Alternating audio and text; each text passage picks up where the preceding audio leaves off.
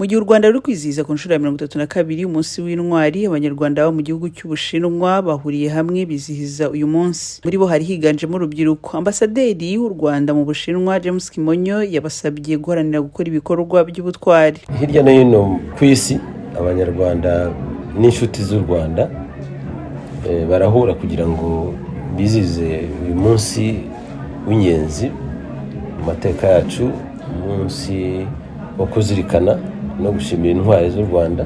Hura hano mu Bushinwa rero natwe twariteguye tugendeye ku nsanganyamatsiko y'uyu mwaka. Urubyiruko rw'uyu munsi rero ikintu rwakora gikomeye kurusha ibindi byose ni ukubanza gushimangira ubumwe bw'abanyarwanda. Nicyo basabwa, twabigarutseho, banabyivugiye, bishobora kugira umusanzu bitanga mu iterambere ry'igihugu cyacu.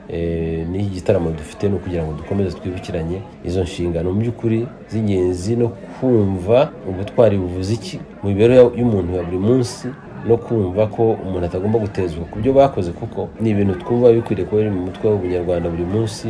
Ugakunda igihugu cyawe, ubunyarwanda ko ari nkawe, mukaba bamwe, ugakora, kuko ibyo ntabwo bihagije. Mudakoze ntabwo mwabona uko mubaho, ariko mukabikora n'ubupfura bwinshi. Bamwe mu rubyiruko bari bitabiriye uyu munsi biyemeje gusigasira ibyo u Rwanda rumaze kugeraho no kubyongera, kubakira kuri ayo mateka, tukamenya ubwo bumenyi, noneho twarangiza tukareba icyo intwari zakoze mu bihe bigoye, tukaba tugomba kubaka ubutwari bwo guteza imbere igihugu. Noneho tukarushaho kubaka ibindi bishya dukoresheje ubumenyi turimo gukura mu bihugu turimo, mu guhanga udushya, ariko dushingira kuri za ndangagaciro z'intwari cyangwa se z'ubunyarwanda bugaragaza intwari yari.